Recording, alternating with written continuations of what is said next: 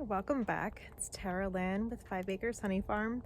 I have 3 solstice traditions to share with you because I plan to share each of these once a day, but the last few days have gotten really busy. So I'll go into those in a moment. I am going to work on today's tradition first before I share the other 2 that I failed to share with you yet. The first one is providing food for wildlife. And so this can be in many different ways. Like I have some pumpkins that were kind of rotting, so I can leave them out in the woods, and that could be, providing food for wildlife if you have a bird feeder. And of course this pine cone, you're probably like, why is this food for wildlife?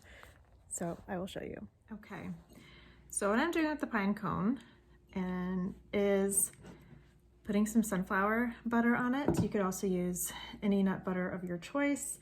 And then I have some scratch grains that I give the chickens. I'm gonna cover the pine cone with that.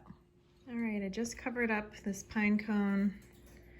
It looks a little unappetizing, but I'm sure for all of the critters out there, they will like it. So I'm just gonna sprinkle a little bit of that scratch grain on here.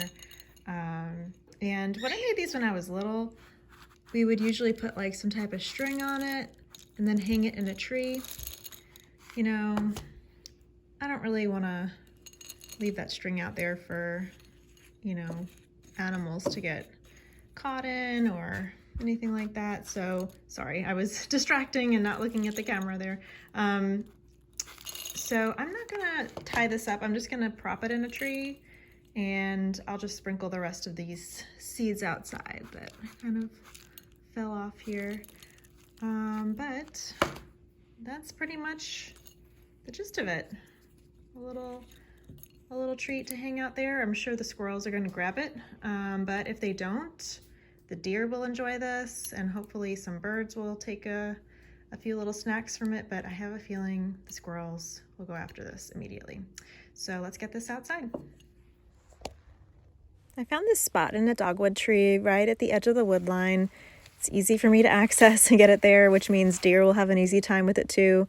I figured there's also right near our trail and the creek, which really isn't flowing right now, it's just seasonal, is right here.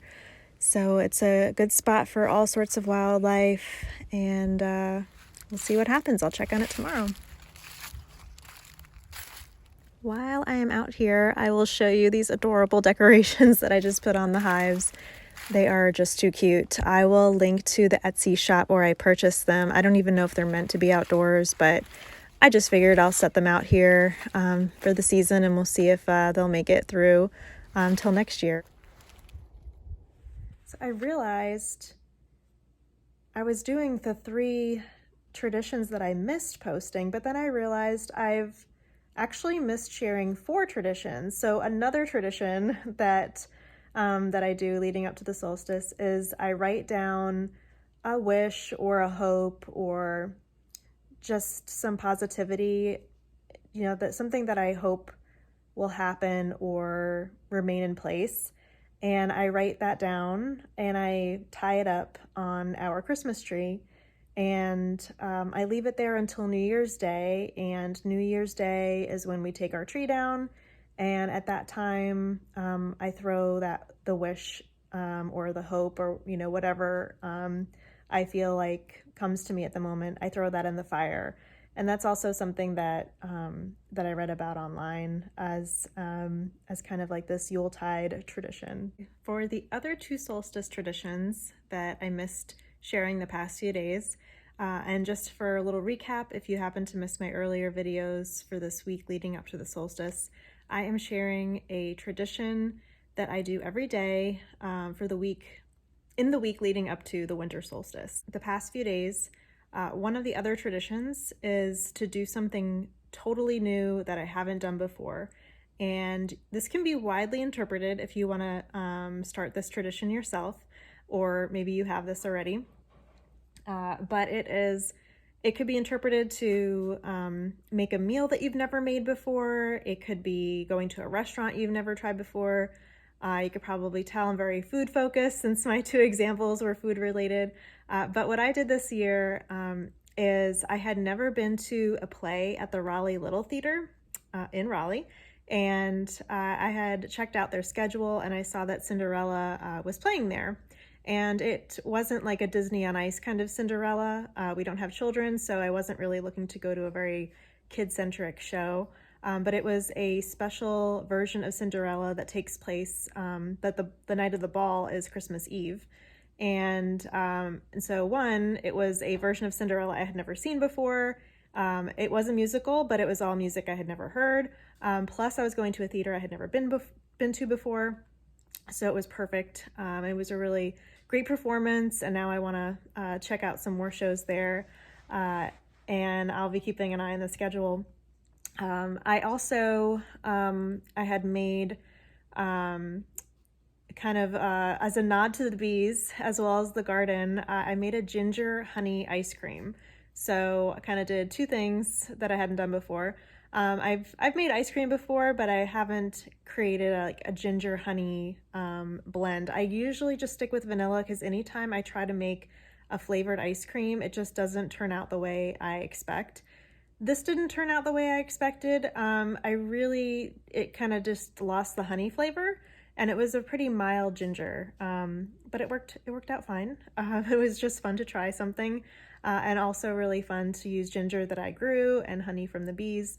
So that was great. And the third tradition that I will share now is to write a poem. And I am a writer, so that's something that kind of just fits in with my interests. So this may not be something that is one of your interests, or it might be something fun to try if it's not something you're used to doing. On a sad note, I haven't written anything since Mother's Day this year. That's when our dog passed away, and I've gone from what was almost a daily writing practice to absolutely nothing since then. So this was like a good reason that having the tradition to write the poem, it was a good reason for me to kind of maybe step back into writing again, maybe just not as frequently as I used to.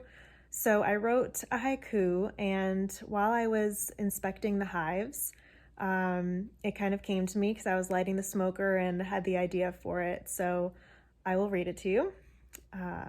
And of course, there's a very opinionated camp of poets that believe that haiku should not be titled.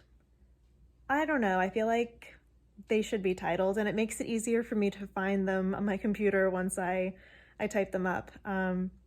So some writers will just use the first line of the poem in that case, but as of right now, it's untitled and it is a haiku, so it's up to you whether you think that's acceptable or not.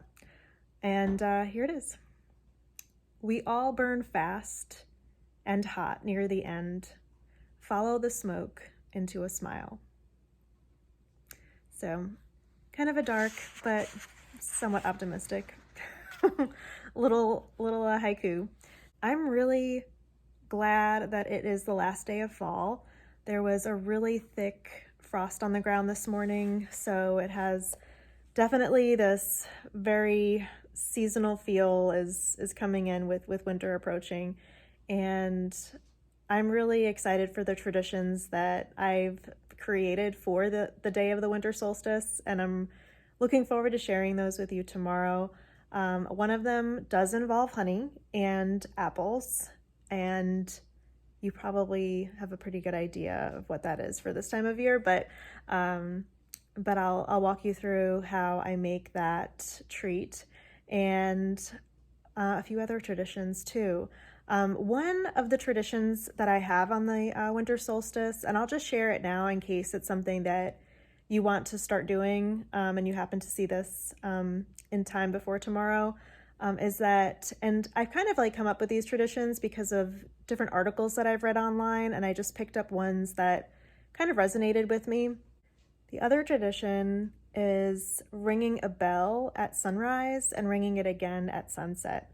So that's something I've done for almost 3 years in a row now. This might be the third or the fourth year. So I will be up early, and we have a cast iron bell on the front porch, and I just, right at sunrise and at sunset, I give it a little ring. Hopefully you're enjoying the last day of fall 2021 and getting ready for the winter solstice. And I really would love to hear if you have any traditions for this time of year and what you're doing to celebrate the shortest day and the longest night.